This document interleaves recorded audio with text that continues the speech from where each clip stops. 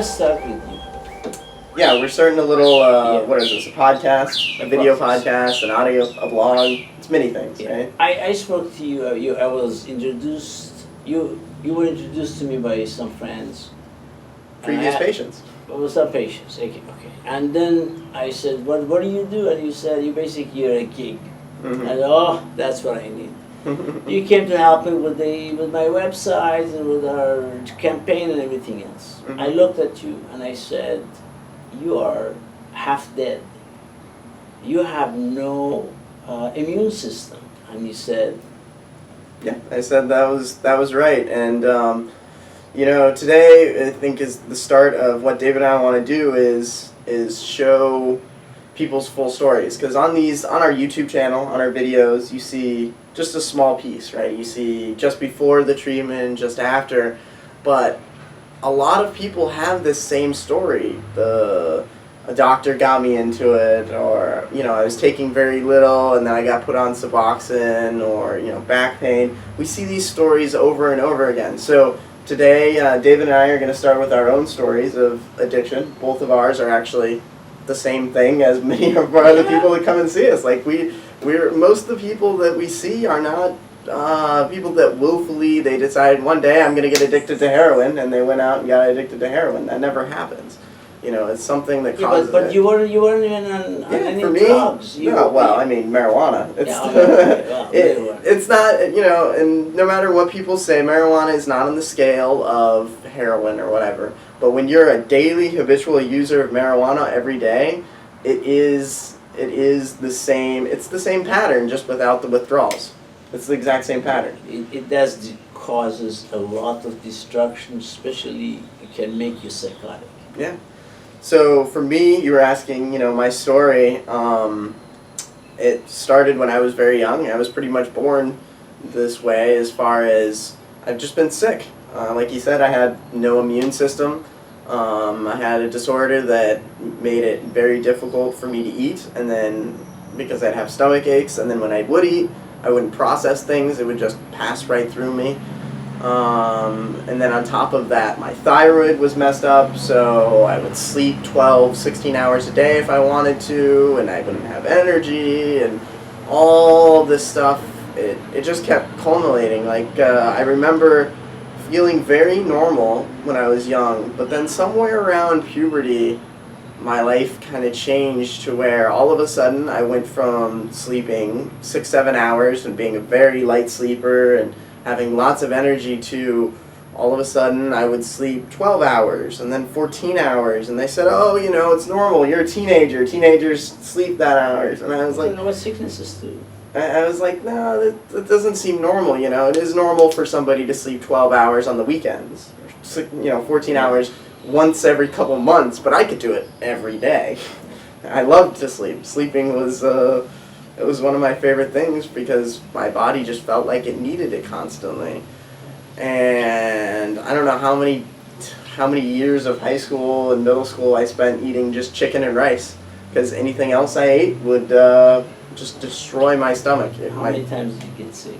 All the time. I got bronchitis and pneumonia twice in 1 year. I mean, that was my junior year. I would get, when I got mono, when I was 19, I got mono, and they wanted to hospitalize me for it. I would have been hospitalized had my parents had better insurance, because they ended up sending me home and prescribing me Vicodin, because I couldn't swallow. My throat was so swollen up, I couldn't swallow, and I was sleeping 22, 23 hours a day for about 8-9 days. I was like that. How do you eating now? Great. It's amazing, but... No, don't say amazing. You eat like a cow. I eat double helpings, and I'm finally gaining weight, and I'm learning to live my life again. But the crazy thing is that, like I said, I wasn't doing heroin, I wasn't on opiates, but that's when I went to the doctors and I said, "What's going on with me? Why, what's the deal with my appetite?" And they say, "Well, you got this, and there's honestly nothing we can do about it. It's incurable. You're pretty much going to live the rest of your life out like this. You're going to get sick a lot. You're not going to be able to eat very much or gain weight. You're not going to have a lot of energy. Would you like some opiates?" That's what it came down to. Luckily, I lived in Colorado, And when, even no matter what you say about marijuana, when you're given the choice between marijuana or opiates, always take marijuana because it is significantly better. And so I did. And that worked pretty well for 5 years. Every day I'd get up and I'd see how long I could tolerate feeling sick before I would, smoke some weed or whatever. And in Denver, it was cheap, so I could do it all day, every day. And it was a lot better living than I was before, but I still sacrificed. And there was a reason I was trying to see how long every day I could go, because I sacrificed so much mental ability, so much willpower, Oh yeah, you get more creative, but that's just because you can't focus on any given thing. So you're just bouncing from thought to thought, and of course you're going to get more ideas. That's, that makes sense. But my ability to get things done in the time frame that I thought it would take was not happening. I was late all the time. All the same stuff that heroin addicts and opiate addicts go through. Being mental fog, time issues where I'd be, I'm going to be there in 15 minutes and 25 to 30 minutes before I'd actually show up. Or, this project's only going to take me 3 hours, and then 8 hours later I'm just finishing it up. And, I was prepared to pretty much live the rest of my life like that, honestly. How do you feel now? Well, like I've said many times, I feel healthy for the first time since I was very young. Like, I'm actually getting some fat. You can squeeze my stomach and not just find bones, and you can't see my ribs anymore, which is impressive. So, for me, I did have an addiction, but like the stories of even the addicts, even the worst addicts, the heroin addicts and the opiate addicts and the meth addicts, all those people, they have similar stories. There's very, very few. It's almost never where we see patients come in that say, "Oh yeah, I just started doing heroin for fun one day, and now I'm hooked." It was, I felt depressed all the time. I had anger and anxiety all the time. I couldn't deal with it, to the point where the only place I could find relief was through drugs, right? Yeah. And it lasts for maybe a month, 2 months, and then start doing the opposite. Yeah. It only eventually makes it worse, but by then it's still being able to forget about who you are and what you're forced to be is still a lot better than having to deal with that pain on a daily basis, because those opiates, the marijuana, alcohol, whatever you're using, Xanax is a huge one for that. It allows you to forget. And that's selective memory, being able to forget, is one of the most powerful things about our brain. One of the things that's always going to set us, the difference between us and robots. We're able to forgive and forget and move on.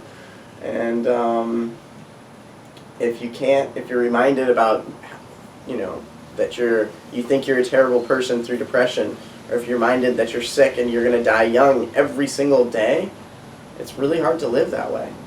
It's not a way to live real life. There is a way to change it. There is a way to change it, yeah. There is a way to change it, and it's Ibogaine. So I suffered myself from depression, from chronic fatigue syndrome, from anger, from addiction. Tell me, you've told your story a couple times, but you had migraines, right? I suffered from migraines, and I was prescribed first Percocet and Vicodin, and I improved and grew in levels to OxyContin until I reached 600-700 milligrams a day, and then one day I found out it is a heroin. They didn't tell you that. They didn't tell me that. I found that it was a synthetic heroin, and I swore that before I take another pill, I will stick myself with something. How long were you taking those pills? Like, when did it start, and how fast did it progress? It progressed over a year, and then after a year, I found out. Yeah. And then I went basically what's called cold turkey. Mm-hmm. It took me 1 year of hell to get rid of it. At first, the withdrawal, craving, withdrawal again, craving again, withdrawal again. Then the depression starts, very bad depression. And the whole thing lasted about a year until I got totally rid of it. And did you still have the migraines and stuff though afterwards? The migraines, once I took the first time I took the Ibogaine, I got rid of the migraines. So, but my point is, you had to quit your addiction, and then you still had the problems you had before you had to face. I had the same migraines, yes. And that's one of the reasons, and the point I'm trying to make here is that, Ibogaine is great at treating the withdrawal. It gets rid of the withdrawal. That's the easy part. The really, truly amazing thing about Ibogaine that makes it so super effective is that it can actually allow you to treat the root of the problem. In my case, it was my physical sickness. You had a physical sickness as well, the migraines. And until you're able to treat that... Rehab means to take the habit out of a person that is addicted. Yeah. Rehab. Take the habit out. And that's what the job of all the rehabs and psychiatrists and therapists and everybody else. Yeah, so it's really important because you see people want to quit. They go to rehab. They quit cold turkey on their own. They do all this, but if at the end of the day you have to be reminded every single day of this physical ailment or this mental problem, this depression, the trauma from whatever, right?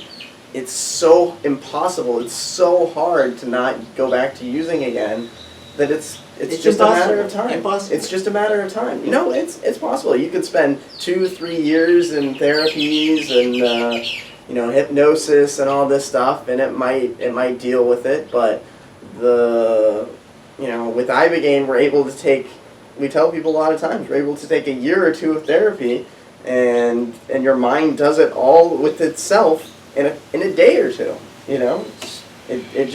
It's ridiculous how quick that is. So the goal here, I think, is we're going to talk to a lot of previous patients. We're going to call them up and we're going to ask them to tell their addiction stories, why they got addicted, what kept bringing them back to it, and ultimately why Ibogaine made the difference. I will speak about what is addiction, what is drugs do to a person, talk about the frontal cortex, talk about the mental damage, exercises you can do to repair it, talk about what brings a person to the drugs, and the society and everything around that surrounds.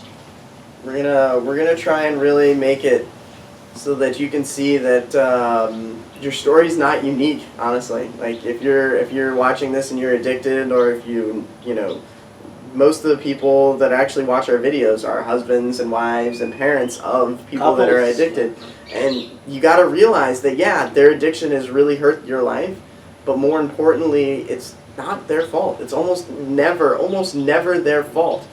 And if you can find something like this to really treat the root of the problem so that they can escape it once and for all, then that's the real miracle. I heard fathers telling their sons, why can't you just quit? Stop.